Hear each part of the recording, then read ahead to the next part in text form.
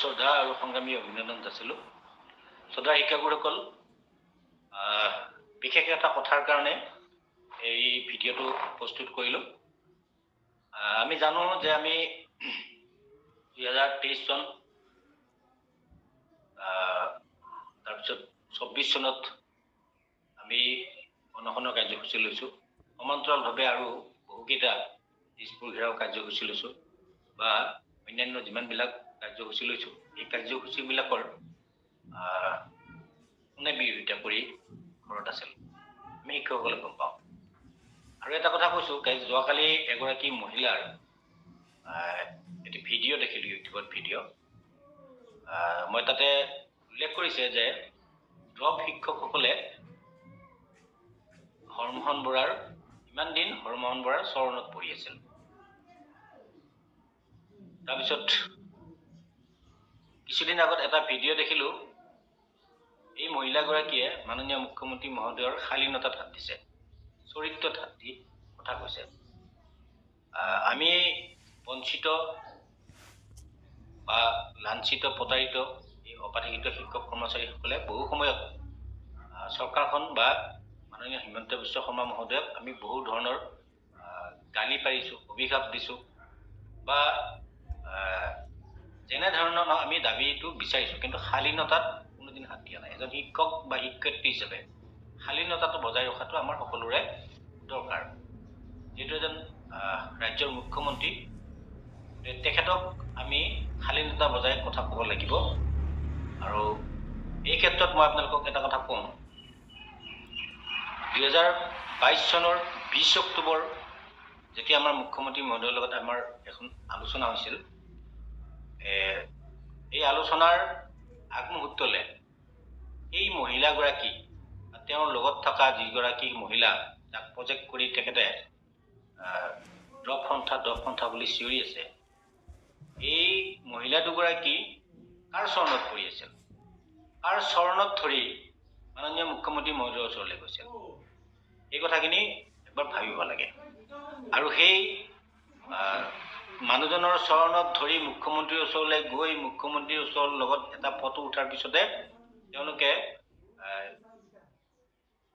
কি কৰিলে, তাৰ পৰা ওলাই আহিয়ে এটা ড্ৰপ সন্থাৰ পোষকতা কৰি শিক্ষকসকলৰ মাজত ইমান দিনে কেৱল বেমাজালি লগাই থাকিল, শিক্ষকসকলৰ মনত বিভ্ৰান্তি আনি দিলে। এতিয়া আপোনালোকে নিজে চিন্তা কৰক যে যোৱা 20 তাৰিখে আমি গুৱাহাটীত এখন সাধাৰণ সভা দিছিলোঁ, আৰু সেই দিনটোতে তেওঁ এটা আন্দোলনৰ কাৰ্যসূচী লৈছে। আৰু এই আন্দোলনৰ কাৰ্যসূচীটোৰ শৃংখলাবদ্ধতাটো চাবচোন কেনেকুৱা।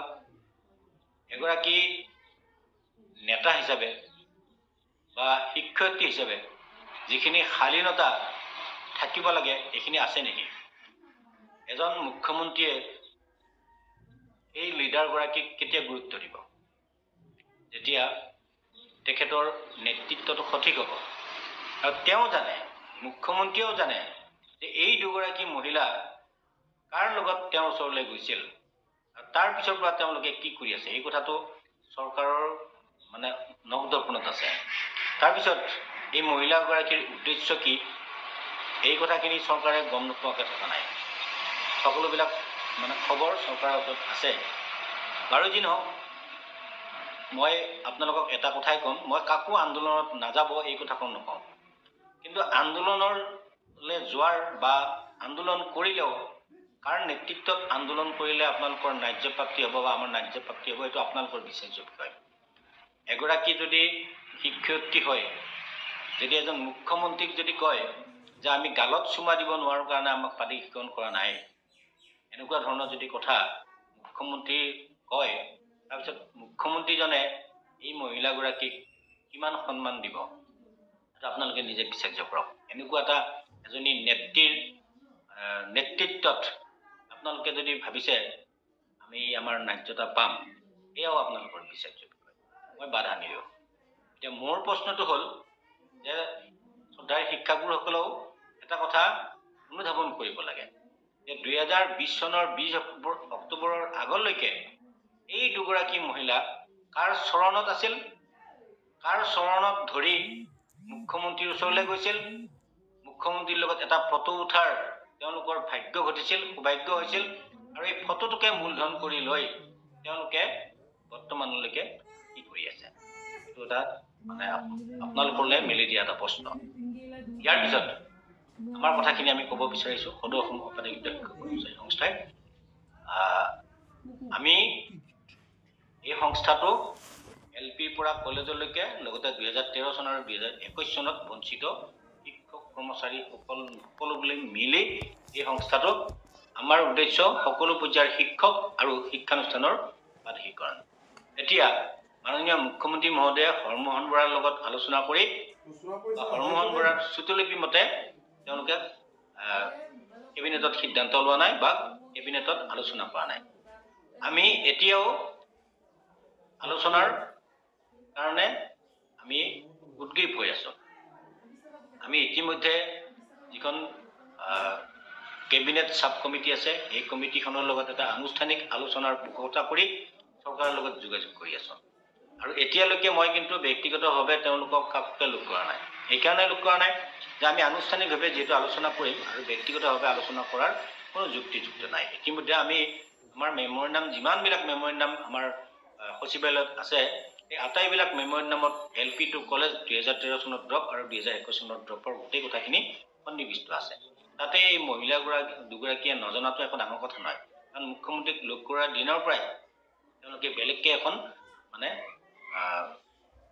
দোকান খুলি বেলেগকৈ বহি আছে। কাষ্টমাৰ ইমান দিন পোৱা নাছিল, এতিয়া এটা সুযোগ পাইছে যে মুখ্যমন্ত্ৰীয়ে আমাৰ কথাটো নক'লে, গতিকে আপোনালোকে এতিয়া আমাৰ তালৈ আহক, চাকৰি হওক নহওক এটা বেলেগ কথা, আমি এটা দল কৰোঁ, আমি এটা সংগঠন কৰোঁ। আৰু এইটো মই আপোনালোকক এটা কথাই ক'ম, আমি সদৌ অসম অপাধিকৃত শিক্ষক কৰ্মচাৰী সংস্থাই যিদিনা এই সাব কমিটিৰ লগত আলোচনাত বহিলে LPৰ পৰা কলেজলৈ 2013 চন আৰু 2021 চনত বঞ্চিত সকলোবিলাক শিক্ষক কৰ্মচাৰীৰ সমস্যা আমি তাতে উপস্থাপন কৰিম, যুক্তি সহকাৰে কৰিম। আমাৰ লগত সকলো পৰ্যায়ৰ শিক্ষক কৰ্মচাৰী থাকিব। এতিয়া কথাটো হ'ল, এতিয়া যদি আপোনালোকে যদি এনেকৈ আন্দোলন কৰি বা চৰকাৰক যদি এনেকৈ বা মুখ্যমন্ত্ৰীক যদি অশালীন ব্যৱহাৰ কৰি যদি তেখেতৰ যিটো বৰ্তমান যিটো ইমেজ সেইটো যদি আপোনালোকে নষ্ট কৰে, তেতিয়াহ'লে আমি সংস্থাই যেতিয়া আপোনালোকৰ বিষয়টো ড্ৰপসকলৰ বিষয়টো লৈ যাম, তেতিয়া যদি কয় যে আপোনালোকৰ ড্ৰপৰ কথাখিনি আপোনালোকে চাওকচোন, এই মহিলাগৰাকী তেওঁলোকে নেতৃত্ব দি আছে, গতিকে তেওঁলোকৰ কথাটো অলপ বাদ দিয়ক, আপোনালোকৰ কথাখিনি কওক। এনেকৈ যদি চৰকাৰৰ ফালৰ পৰা বিষয়টো আহে তেতিয়া মই কি উত্তৰ দিম সেইটো আপোনালোকে নিশ্চয় মোক শুনিকিয়াই দিব। মই বিশেষ কথা নকওঁ, আন্দোলন কৰাৰ অধিকাৰ সকলোৰে আছে, কিন্তু যুক্তিযুক্ততা চাই কৰিব লাগিব। চৰকাৰে যিহেতু আমাক আলোচনা কৰাৰ এটা বাট মুকলি কৰি দিছে, আমি এই আলোচনাটোতে অপেক্ষা কৰাটো আমাৰ সমীচীন হ'ব বুলি আমি ভাবি আছোঁ। ইতিমধ্যে মই বহুকেইটা ভিডিঅ'ত কৈছোঁ, আন্দোলন আমাৰ উদ্দেশ্য নহয়, সমস্যা সমাধান আমাৰ উদ্দেশ্য। এই কথাটো সন্মুখত ৰাখি আপোনালোকে চিন্তা চৰ্চা কৰক, কৰি সিদ্ধান্ত ল'ব যে আপোনালোকে আন্দোলনত সহযোগ কৰিব নে নকৰে।